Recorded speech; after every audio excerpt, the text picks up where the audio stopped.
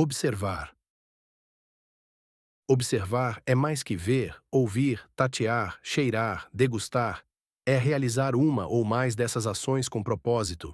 É o propósito, essa intenção anterior ao gesto, que faz toda a diferença.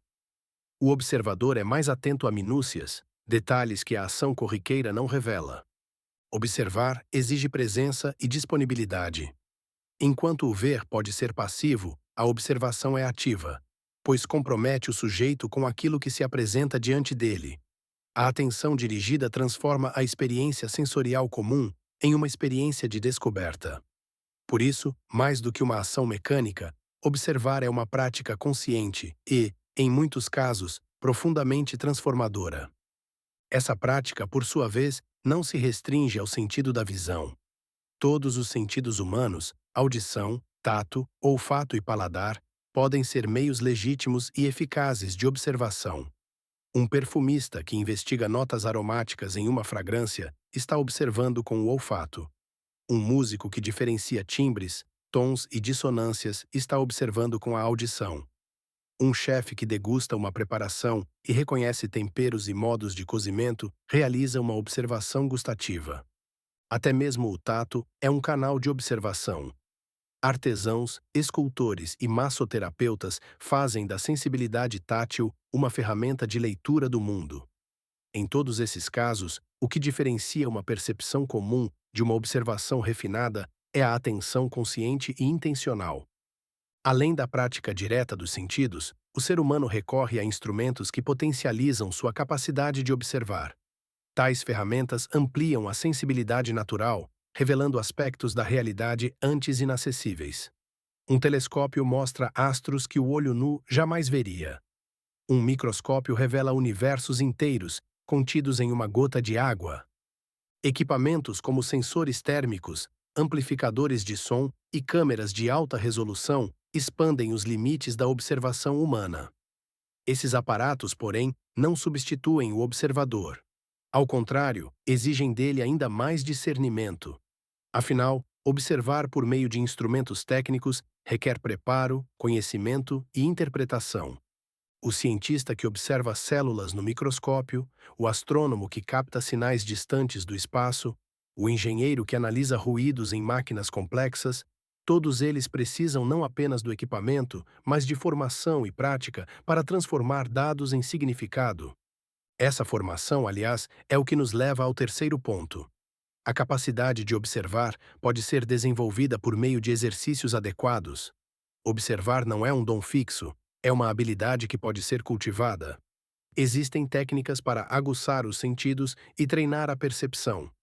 Estudantes de desenho, por exemplo, fazem exercícios para ver melhor, aprendendo a distinguir luz, sombra, forma e proporção.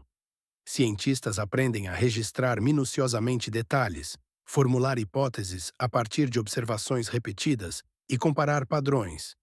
Profissionais da gastronomia refinam paladar e olfato com práticas constantes. Até mesmo no dia a dia, é possível treinar a observação com ações simples, como caminhar observando pequenos detalhes da paisagem, ouvir atentamente os sons de uma rua movimentada, ou tentar lembrar com precisão o que se viu em um determinado ambiente. Observar exige treino, e quanto mais se treina, mais se percebe. No entanto, não são apenas os seres humanos que observam de maneiras diferentes e sofisticadas.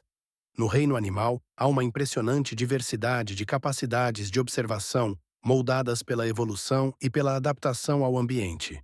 Uma águia possui uma visão tão poderosa que consegue enxergar uma presa a quilômetros de distância. Um cão tem um olfato milhares de vezes mais sensível que o humano, sendo capaz de seguir rastros quase invisíveis. Morcegos enxergam por meio da ecolocalização, utilizando ondas sonoras para mapear o ambiente.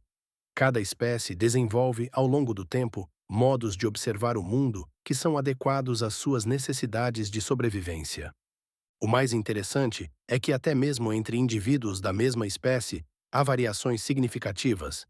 Entre os humanos, por exemplo, um médico treinado pode observar sintomas que um leigo jamais notaria. Um músico experiente escuta nuances que passam despercebidas para os outros.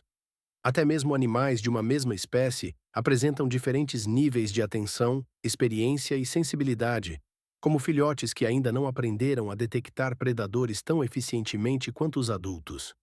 Observar, portanto, é um ato rico, complexo e cheio de camadas. Vai muito além da simples percepção. Implica intenção, exige treino, pode ser expandido com ferramentas e varia enormemente entre diferentes seres. É um modo de se relacionar com o mundo, com os outros e consigo mesmo. Em uma sociedade acelerada, em que tudo tende à superficialidade, aprender a observar é também um gesto de resistência. É escolher ver o detalhe onde outros passam batido. É parar onde tudo corre. É prestar atenção quando tudo parece ruído. A observação atenta pode gerar descobertas científicas, inspiração artística, diagnósticos precisos, soluções técnicas, empatia com os outros e até autoconhecimento. Por isso, cultivar o hábito de observar é, de certo modo, cultivar uma forma mais profunda de estar vivo. A prática da observação abre portas para mundos invisíveis, seja no interior de uma célula, no fundo do mar, na textura de uma pedra ou na expressão silenciosa de um rosto. Ela está presente no trabalho do pesquisador, do artista, do educador, do agricultor, do cientista, do cozinheiro. Observar bem é uma arte e uma ciência. E, sobretudo, é uma escolha.